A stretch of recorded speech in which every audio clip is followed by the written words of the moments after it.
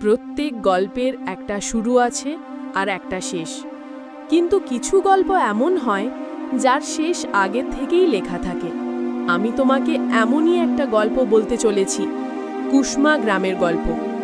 একটা গ্রাম যেটা বাইরে থেকে দেখলে সবুজ, শান্ত আর নিরীহ মনে হয়, কিন্তু এর ভেতরে এমন একটা অভিশাপ লুকিয়ে আছে যেটা প্রত্যেক বছর 13ই জুন কারোর শ্বাস কেড়ে নেয়।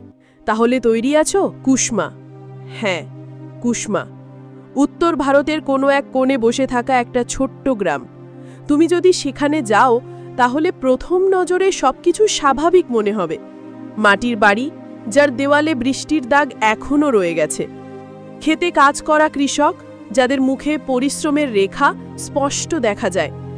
গ্রামের মাঝখানে একটা পুরনো মন্দির, যেখানে সকাল সন্ধ্যায় ঘণ্টা বাজে। আর হ্যাঁ, সেই চায়ের দোকান যেখানে বুড়োরা বসে পুরনো কথা বলে। কিন্তু কুসমা কোনো সাধারণ গ্রাম নয়। এখানকার হাওয়ায় অন্য কিছু আছে, এমন কিছু যেটা তোমাকে ভেতর পর্যন্ত কাঁপিয়ে দেয়, এমন কিছু যেটা প্রত্যেক বছর 13ই জুন জেগে ওঠে। লোকে বলে এসব শুরু হয়েছিল 1951 সালে। সেই বছর বৃষ্টির এক কালো রাতে গ্রামে একটা ছেলে জন্ম নিয়েছিল। তার নাম রাখা হয়েছিল শিবা। কিন্তু শিবা যেই এই দুনিয়ায় প্রথম শ্বাস নিল, তার মা শেষ শ্বাস ছাড়লেন। গ্রামের লোক ফিসফিস করতে শুরু করল, অমঙ্গল জন্ম নিয়েছে। পণ্ডিতেরা তড়িঘড়ি পঞ্জিকা খুললেন, গ্রহ নক্ষত্র দেখলেন আর বললেন এই ছেলের সঙ্গে কোনো অমঙ্গল জড়িয়ে আছে। কিন্তু তখন কেউ জানত না যে এই অমঙ্গল পুরো গ্রামকে তার কবলে নিয়ে নেবে। শিবা যখন 6 বছরের হলো, 1957 সালের 13ই জুন প্রথমবার কিছু ঘটল। গ্রামের এক কৃষক রামলাল খেতে মৃত অবস্থায় পাওয়া গেল। কোনো ক্ষত নেই, কোনো রোগ নেই, কোনো বিষ নেই। শুধু তার মুখ এমন ছিল যেন সে মৃত্যুকে নিজের চোখে দেখেছে। গ্রামবাসী ভয় পেল, কিন্তু কেউ কেউ এটাকে মজা মনে করল। কিন্তু পরের বছর আবার 13ই জুন আরেকটি মৃত্যু। এবার এক তরুণ ছেলে মোহন, সেও একইভাবে কোনো কারণ ছাড়াই খেতে মৃত অবস্থায় পাওয়া গেল। তৃতীয় বছর আবার একজন।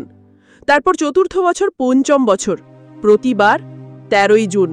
গ্রামে আতঙ্ক ছড়াতে শুরু করল। লোকে বলতে লাগলো, এটা 13ই জুনের অভিশাপ। কেউ তো আছে যে প্রত্যেক বছর আসে, কেউ তো আছে যে একটা প্রাণ নিয়ে যায়। লোকে সেদিন বাড়ি থেকে বের হওয়া বন্ধ করে দিল। দরজা বন্ধ, জানালা বন্ধ। কেউ কেউ তো 13ই জুনের আগেই গ্রাম ছেড়ে চলে যেত। কিন্তু মৃত্যুর কাছে দরজা জানলার কি ফারাক পড়ে? সে তো আসতই। 1976 সাল পর্যন্ত এই সিলসিলা 25 বছর ধরে চলল। প্রতি বছর 13ই জুনে একটা মৃত্যু। গ্রামবাসী এখন ভয়ের চেয়েও বেশি এই অভিশাপকে মেনে নিতে শুরু করেছিল। কিন্তু একটা জিনিস ছিল যাই গল্পকে আরো ভয়ঙ্কর করে তুলত। প্রত্যেক 13ই জুনের আগের রাতে, 12ই জুনের রাতে গ্রামের প্রতিটি বাড়িতে কেউ না কেউ একটা স্বপ্ন দেখত। এমন একটা স্বপ্ন যেখানে তারা সেই মানুষের মুখ দেখত যার পরের দিন মৃত্যু হবে। স্বপ্নে শুধু মুখ দেখা যেত না, সেই চোখগুলো থাকতো, সেই ভয়।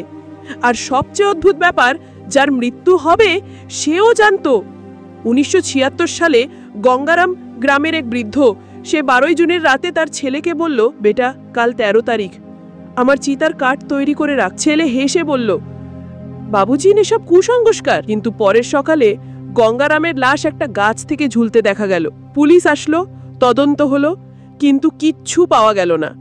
গ্রামবাসী একই কথা বলল, আমরা আগে থেকেই জানতাম, স্বপ্ন এসেছিল। পুলিশ অবাক। 2000 সালের পর গ্রামের অনেক যুবক কুসমা ছেড়ে পালাতে শুরু করলো। এই গ্রাম অভিশপ্ত, তারা বলতো। শহরের চাকচিক্যু তাদের ডাকতো, দিল্লি, মুম্বাই, লখনৌ, তারা যেখানেই যেত। কিন্তু মৃত্যুর কাছে শহর গ্রামের কোনো ফারাক পড়ে না। 2008 সালে রবি, গ্রামের এক মেধাবী ছেলে, দিল্লিতে পালিয়ে গিয়েছিল। সে ভেবেছিল এখন সে নিরাপদ। কিন্তু 13ই জুন দিল্লিতে তার ফ্ল্যাটের ব্যালকনি থেকে সে পড়ে গেল, মারা গেল। শুধু গ্রামবাসী বলল, কুসমা থেকে পালাতে পারো, মৃত্যু থেকে নয়। লোকে চেষ্টা করল, তান্ত্রিক ডাকা হলো, পণ্ডিতেরা হোম করল, মন্দিরে পুজো, মসজিদে দোয়া, গুরুদ্বারায় অর্দাস, সবই হলো। কিন্তু 13ই জুন মৃত্যু থামল না। 2023 সালে এক নতুন আলো এলো।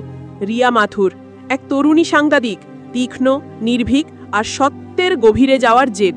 সে কুসমার গল্প শুনেছিল। সে ঠিক করলো, আমি এই অভিশাপের সত্য বের করব। রিয়া কুসমায় পৌঁছলো।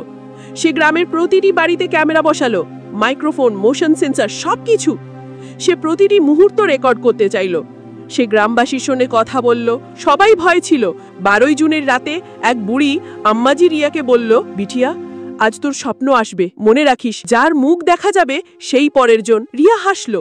সে বলল, আম্মাজি, আমি স্বপ্নে বিশ্বাস করি না, আমি সত্য খুঁজতে এসেছি। কিন্তু সেই রাতে রিয়া স্বপ্ন দেখল, আর সে নিজেরই মুখ দেখল। সে চিৎকার করে উঠল। সে তৎক্ষণাৎ গ্রাম ছেড়ে চেষ্টা করল। তার মোটরসাইকেল চলল না, ফোন বন্ধ। রিয়া নিজেকে একটা ঘরে বন্ধ করে দিল। কিন্তু সকালে তার লাশ তালাবে পাওয়া গেল। আজ 2025 সালে কুসমার অভিশাপ এখনো বেঁচে আছে। প্রত্যেক বছর 13 জুনে কেউ না কেউ মরে।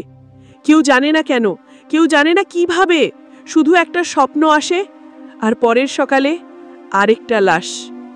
কেউ কেউ বলে এটা শিবার অভিশাপ, কেউ কেউ বলে এটা গ্রামের মাটিতে পোতা কোনো পুরনো আত্মা, কেউ কেউ বলে এটা শুধুই একটা কুসংস্কার।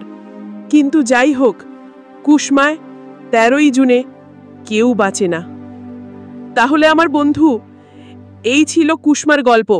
এমন একটা গ্রাম যেটা শুধু গ্রাম নয়, একটা অভিশাপ।